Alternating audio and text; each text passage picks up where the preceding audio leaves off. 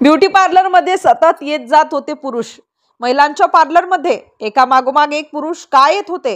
त्या पार्लरचं दार दिवसभर बंदच का असायचं? आणि आतून येणारे आवाज ते खरंच ब्युटी ट्रीटमेंटचेच होते का? या प्रश्नांनी आता सगळ्यांचा थरकाप उडवला आहे। कारण ही घटना साधी नाही, ही आहे पुण्यात घडलेली एक भयावह आणि घाणेरडी कथा, जिच्याने पुन्हा एकदा माणुसकीचा चेहरा काळवंडून टाकला आहे। पुण्यातील एका शांत गल्लीतील ग्लो ब्युटी पार्लर, बाहेरून दिसायला अगदी सामान्य, भिंतींवर मोठं पोस्टर, लेडीज स्पेशल सर्व्हिसेस, पण त्या दरवाजाच्या आत काय सुरू होतं हे जेव्हा पोलिसांनी पाहिलं तेव्हा संपूर्ण पोलीस स्टेशन काही मिनिटं स्तब्धच राहिलं। काही दिवसांपासून नागरिकांमध्ये कुजबूज सुरू होती, त्या पार्लरमध्ये काहीतरी बिनसलंय। कधी रात्री उशिरापर्यंत दिवे लागलेले असायचे, तर कधी पुरुष येऊन काही मिनिटांनी गायब व्हायचे। कोणी विचारायची हिम्मत करत नव्हतं, कारण मालक आणि त्याची बायको दोघंही खूप चतुरपणे सगळं चालवत होते। एका दिवशी अचानक पोलीस ठाण्यात एक 22 वर्षांची घाबरलेली तरुणी आली, डोळ्यात अश्रू आणि आवाज कापरा। तिनं जे सांगितलं ते ऐकून अधिकारीही काही क्षण शांत राहिले। ती म्हणाली, सर, मला ब्युटी पार्लरमध्ये नोकरीचं आश्वासन देऊन आणलं, पण इथे मला काहीतरी भयंकर करायला लावतात। त्या तरुणीचं बोलणं ऐकताच पोलिसांनी लगेच टीम तयार केली। भारती विद्यापीठ पोलीस ठाण्याचे वरिष्ठ पोलीस निरीक्षक राहुल कुमार खिलारे स्वतः त्या मोहिमेचे नेतृत्व करत होते। धाड टाकायचं ठरलं। रात्रीची वेळ, रस्त्यावर शांतता आणि त्या पार्लरच्या आतून मंद संगीताचा आवाज। पोलिसांनी दार ठोठावलं, कोणी उघडलं नाही। दार फोडलं गेलं आणि पुढचं दृश्य थेट भयावह स्वप्नांसारखं। अंधारलेल्या खोलीत 22 तरुणी, काही घाबरलेल्या, काही रडत होत्या आणि त्यांच्याबरोबर काही पुरुष। सगळं एकदम गोंधळलेलं दृश्य।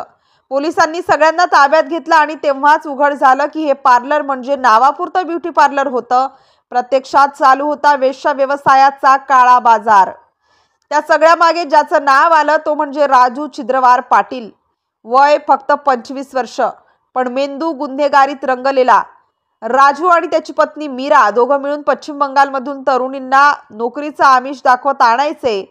चांगलं पार्लर, चांगला पगार असं सांगून त्या मुलींना पुण्यात आणायचं आणि आल्यानंतर त्यांना एका खोलीत कैद करून ठेवायचं आणि मग सुरू व्हायचा त्यांच्या आयुष्याचा अंधाराचा खेळ। त्या मुलींपैकी एकतर फक्त 19 वर्षांची होती।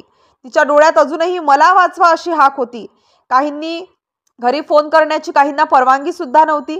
काहींचे मोबाईल काढून घेतले होते आणि त्या रात्री त्या पार्लरचं दार बंद झालं की ग्राहक म्हणून आत येणारे पुरुष प्रत्यक्षात त्यांच्या स्वातंत्र्यावर ताबा घेत होते। धाडीत पोलिसांनी 2 तरुणींची सुटका केली आणि राजूला ताब्यात घेतलं, पण त्याची पत्नी मीरा मात्र अजूनही फरार आहे। पोलीस तिचा शोध घेत आहेत। दरम्यान जे काही त्या पार्लरमध्ये सापडलं ते पाहून अधिकारीही थरकापले। कॉस्मेटिकच्या बाटल्यांमध्ये लपवलेले नंबर, दरवाजाच्या मागे कॅमेरे आणि नोटांच्या बंडल्ससह गुप्त डायरी। त्या डायरीत लिहिलेलं होतं, नवीन मुलगी, पश्चिम बंगाल, काम सुरू उद्यापासून। पोलिसांनी ज्या क्षणी ती डायरी पाहिली त्या क्षणी त्यांना उमजलं, हा फक्त एका पार्लरचा प्रश्न नाही, ही एक मोठी चैन असू शकते ज्यात अनेक तरुणी फसवल्या गेल्या आहेत। एका छोट्या ब्युटी पार्लरच्या आड लपलेला इतका काळा खेळ कोणी कल्पनाही केली नसेल। प्रत्येक दिवशी जेव्हा आपण ब्युटी पार्लर म्हणतो तेव्हा आपल्याला सुंदरतेची कल्पना येते, पण या पार्लरने त्या शब्दालाच कलंक दिला। पुण्यातील ही घटना पुन्हा एकदा दाखवते की समाजात अजूनही काही लोक इतरांच्या आयुष्याला वस्तूप्रमाणे विकतात। आज त्या 2 तरुणी मोकळा श्वास घेत आहेत, पण अजून किती अशा मुली अशा काळोख्या खोलीतून मदतीची वाट बघत असतील? एक छोटं पार्लर, सतत जात येत असलेले पुरुष आणि एक भयंकर सत्य ज्याने पुन्हा एकदा दाखवलं की बाहेरचं सौंदर्य नेहमी आतून सुंदर नसतंच। हे ब्युटी पार्लर नाही, हा गुन्ह्यांचा रंगमंच होता।